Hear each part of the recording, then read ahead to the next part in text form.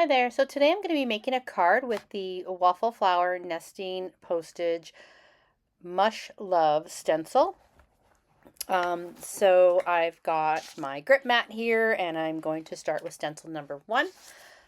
I'm inking up my Distress Oxide. This is tumbled glass.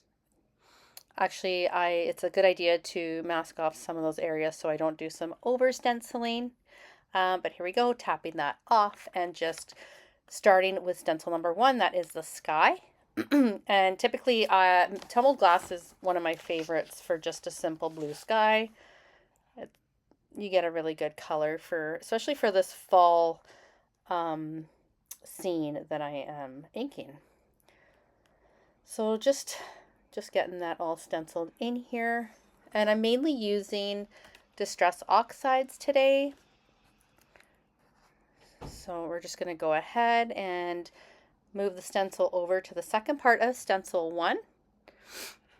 Good idea to wipe off the ink from the first stenciling we did so it doesn't transfer. And then aligning that up over my image, just making sure it's in place. And then I'll go ahead and put some of those post-it tape down again just so that I don't make a mess. So next up I'm going to go with the brown tone for the tree, and that is Gathered Twigs.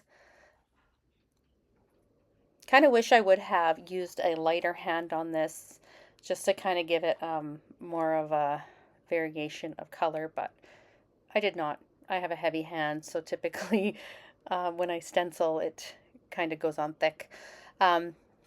But just moving along with that, doing the quill side of the hedgehog here with that gathered twigs, and then also the lid of the coffee cup, being careful not to transfer it to the sleeve because I wanted to use a green for that. So I'm just pointing out here that I should probably have masked it off, but I did a pretty good job wiping that off there, not to transfer some brown, and then switching to a smaller blending brush. These ones are really great. I really like those. I got those from Amazon for a pretty decent deal. But yeah, great for small spaces. So that's it for stencil 1. We're going to move to stencil 2, and the first part of stencil 2 will do the leaves on the tree and the definition of the quills on the hedgehog.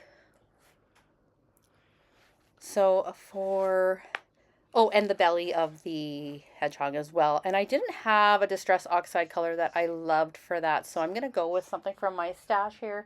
This is a Stampin' Up! Color in Sahara Sand. So I'm just kind of giving him a lighter face and a lighter belly. A little bit of contrast there. And for the quills, I am going to go with a darker tone. I'm using Walnut Stain. So I'm just switching. Oh, here we go. I'm going to the leaves. For the leaves, I did go with 2 tones of orange. I believe that there's Spiced Marmalade. And then I'm going to add a little bit of shading with some Rusty Hinge, which is probably one of my favorite orange colors out of the Distress line. There we go. And moving on to the quills and just kind of inking those up. Super quick, using a smaller brush for these. And there we go. That's the first part of stencil 2 complete. And you can see the image coming together. It's looking good. Okay, so second part of this stencil, we've got his scarf, his nose, eye, and eyebrow. So we're going to go ahead, and I didn't realize that the stencil had moved on me, but I do realize that in just a second. Oh, there we go. Moving that back into place, using a really small detailed brush for the eyes and the nose and the facial features here. Really simple. Those details really bring him to life.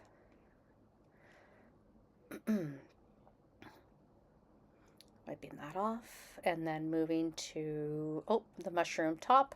I decided to go with Abandoned Coral for that. Again, I kind of wish I had used a lighter hand to give it a little bit of variation, but that's okay. I think it still turned out pretty good.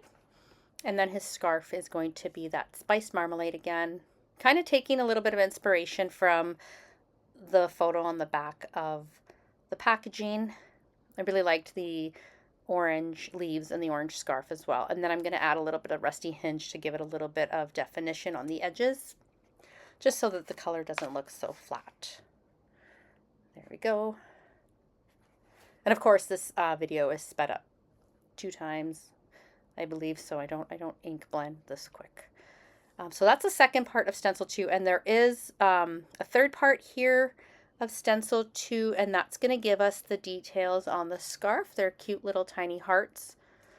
And I kind of, last minute decision, I had some Nouveau Glimmer paste sitting on my desk, so I thought, you know what, this would look really great as the details on the scarf.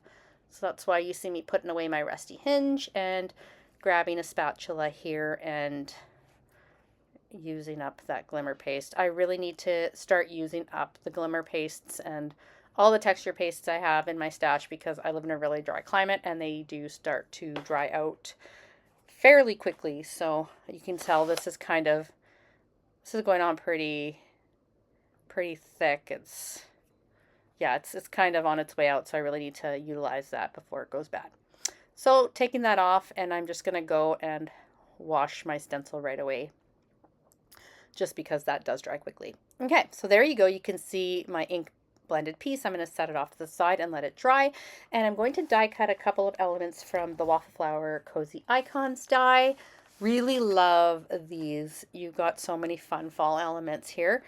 And sped up here, you can see that I have die cut and also ink blended. I just used the same colors that I had. I did add some Lost Shadow for the shading on the coffee cup, and some peeled paint to give me a lighter tone of green, just so I can kind of transition some of that green with the Rustic Wilderness to give it more of a fall vibe.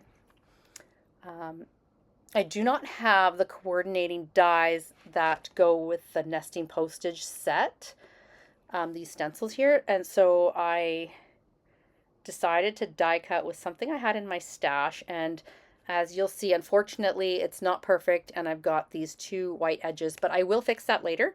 So hang in there and you'll see how I don't know if I've recorded how I fix that, but I do fix it. It's just simple masking and inking over it just to kind of bring those colors back, and you don't even notice it in the end at all, which is great. So trying to decide what I want to do with the outer layer. I don't want to nest it in there. I think I'm just going to grab a new panel here and go ahead and cut it with one of my postage dies from my stash. Again, this is not the one that coordinates with the stencil set. Unfortunately, my local shop was sold out of that, so I'm going to have to pick that up at a later date. Hopefully they bring it back. But yeah, so I went off screen here to fix that, and there you go. You can't even tell. Looks perfect. Just used some masking tape and the same inks and carefully colored them so that it just gave it a seamless look. Here we go. I'm putting together the elements of the coffee cup here. There's my lid. Nice brown lid. And then I cut 2 different sleeves. Wasn't sure if I wanted to go with the orange. In the end, I choose the Rustic Wilderness just because I feel like there's a lot of orange going on in my cards, so I wanted to add some more of that Rustic Wilderness color, that green that I love so much. So I'm like, hey, that's perfect. And then I'm thinking here, yeah, so you can see that this die works really well. It gives it a bit of a border, a white border, which is nice because it makes that image pop. I like the way that turned out, so I'm going to go ahead and kind of toyed with the idea of maybe matting it again on green, and I decided against that. I liked the bright white against the ink blended panel there. So I'm just playing around with the die cuts here that I have inked up. I did bring in another tone, as you can see in the corner there. That is Saltwater Taffy for the butterfly. I gave it a bit of a lighter, and then it kind of ombres to that. I can't remember what that one is. the coral there, the abandoned coral, I believe. But there we go. So I'm just deciding on some of the placement here. I have glued them on, and I'm going to go ahead and glue this panel directly onto the green. I was going to pop it up with some 3D foam. However, I decided against to because I didn't want to have to add all these teeny tiny little foam stickers for all those leaves in behind. And I think this turned out good just the way it was. So sticking that on, and there we go. I love when I have elements hanging out the side of the card. I think it gives it a little bit more interest. And I did decide to pop up that coffee cup there.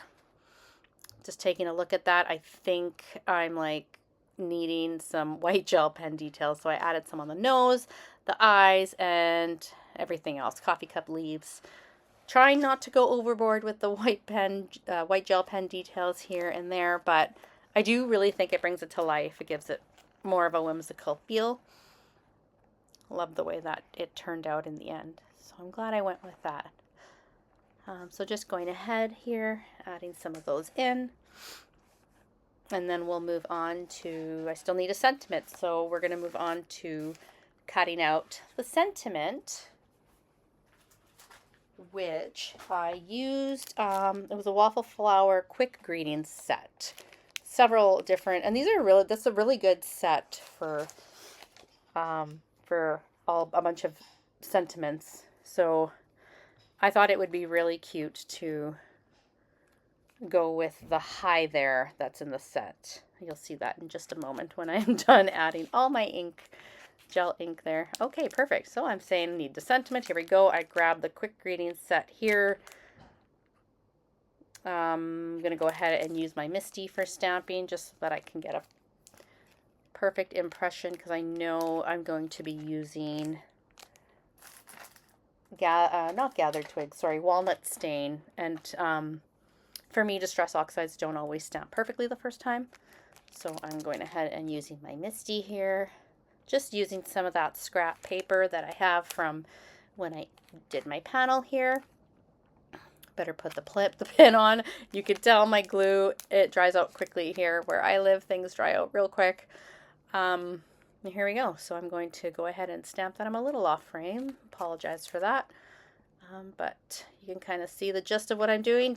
Doing two stamps here, one on top of the other. There we go. I'm happy with that. So I'm going to go ahead, clean off my stamp, and then pull in a die from my stash. I use these sit on my desk. I use them all the time. They're the Lawn Fawn. They're just the border stamps, I think they're called. I can't remember what they're called. Sorry about that. But yeah, I use them all the time. The banner dies here, so I'm just going to go ahead and die cut that real quick. And once I have that die cut, I'm going to put it up against, because it's definitely going to be longer than what I need, put it up against my image there, decide where I want to cut it. So I'm going to bring out my trimmer here, just give it a nice clean cut. Again, I'm out of frame, but it's just cutting it there. I think that works out great, and I decide to go ahead and use some foam squares and get that stuck down. Last thing to do is to grab a card base and pop that down, and we're good to go. So just sticking that in place. I like the placement there, and then I grab a card base here, scoring it there with my bone folder, and yeah, gluing that on top.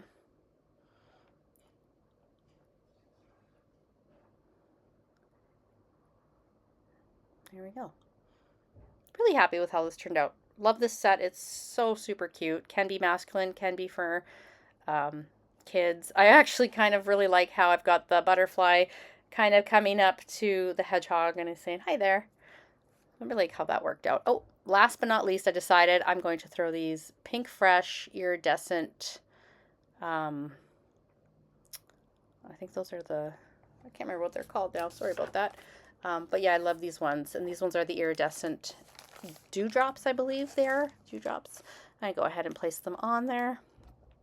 I always kind of audition where they go, and then I will grab my glue and stick them down. I'm using my new Lawn Fawn tool here, which is working really great. Loving that they came out with one. Pick and pokey tool.